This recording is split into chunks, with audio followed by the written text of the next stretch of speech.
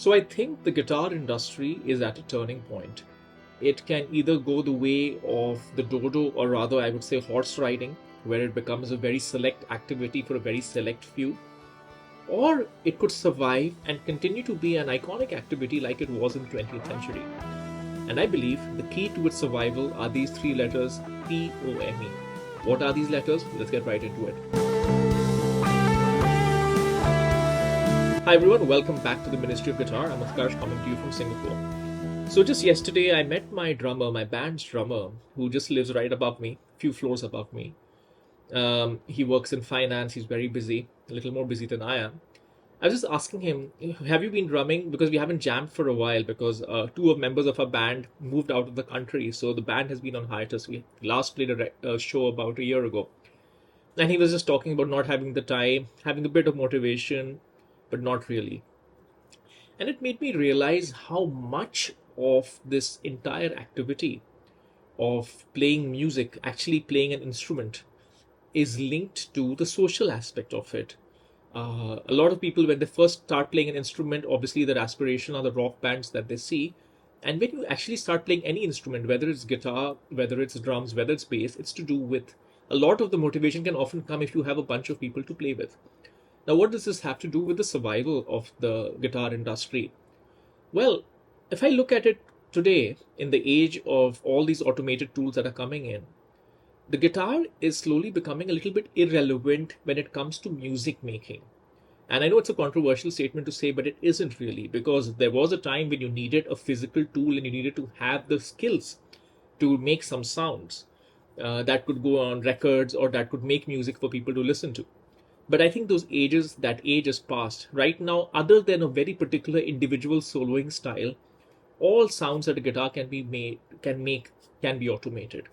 So the relevance of the guitar as a pure music making tool for records or for music that you listen to on the go is diminishing. It's actually, I would go as far as to say it's irrelevant. Then what is the purpose of a guitar? And what is the way in which we maintain interest in this? Because I think all of us can agree that having people play musical instruments, having people play guitar, it's generally a good thing. Playing a musical instrument is a good thing. And honestly, for me, it comes down to the ability to one, enjoy the process. It's a rewarding process of getting to a place where you can play a musical instrument and enjoying it with other people. And more important than this, I think this particular social aspect of it is such a important part of being a human being that I think it can be used to save the guitar industry. Allow me to explain. Um, with any business, whether it's the guitar business, whether other businesses that I've worked on, you are always constantly trying to get new people into your business, new buyers, new users, new customers into your business. This is particularly important if you work in a business where you sell a lot of products. Say you sell, I don't know, shampoos or whatever, where you keep selling new product every month or whatever. So if somebody bought it yesterday, they may not buy it in a month. They may buy something else. Now, the guitar industry is very different, yet it has a similar problem in terms of new users. The problem that the guitar industry has is that it is fairly attractive as far as musical instruments go for people to buy a guitar, because guitar is so iconic. Even now, there's enough memory of rock stars in a corporate world or in any world. If somebody is doing well, they're called a rock star. So there's enough memory to keep guitar cool. Even today, guitar is cool. Even though the new form of guitar on Instagram is different from the old form of guitar, guitar is still cool. So the guitar industry typically has not had a problem selling a first guitar to people. The problem that the guitar industry has had, and this was articulated by Fender in some data that they released, that out of 10 people who pick up the guitar, only one person stays. Because, of course, it's difficult to play guitar. The first 6 months are brutal. You know, your fingers hurt. It's so difficult in the beginning. The one person who stays ends up giving the guitar industry a lot of money. They spend an average of $10,000 over a lifetime, but only 1 out of 10 people stay. And that is a very solid state of affairs. And I think we were okay to survive with that kind of sorry state of affairs for a long time, because, there was an automatic kind of a little bit of a push for guitar, initially rock and roll, later Instagram. But I think what's happening with automated tools right now is that less and less people will be interested in putting in the time and effort to learn an instrument, because it is a lot of time and effort, and guitar in particular in the beginning is probably one of the most difficult ones in the beginning. Later, I think it gets a lot easier. And secondly, in general, we know with short form video, with the entire arms race to grab our attention that is happening with social media, the attention span of people is gradually reducing, both for people of my age and for people younger than me. It's even lesser because they have not even grown up in a time when you need a longer attention span. So these two facts, that the guitar's relevance as a music making tool is diminishing and it requires a lot of attention and attention span is diminishing, this is making the guitar increasingly irrelevant. And the risk is that if you were able to attract a lot of people to buy the guitar in the first place, you won't be able to get that many because it's diminishing. And of the 1 out of 10 people, which is already a very poor number, who are staying to play guitar, even less, it'll become even less. Maybe 1 out of 20 people will stay.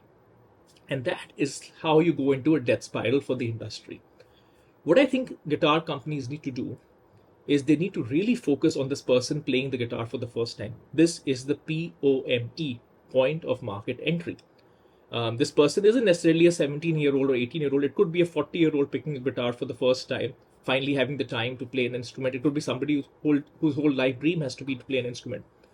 This point of market entry person is very, very important. And this point of market entry person needs to be nurtured. This particular new customer of yours is super important. We in who are interested in guitar, and if you work in the guitar company or in the guitar industry, it should be your mission that rather than 1 out of 10 point of market entry end up playing guitar, it should be 5 out of 10, it should be 6 out of 10, it should be 7 out of 10, it should be 10 out of 10.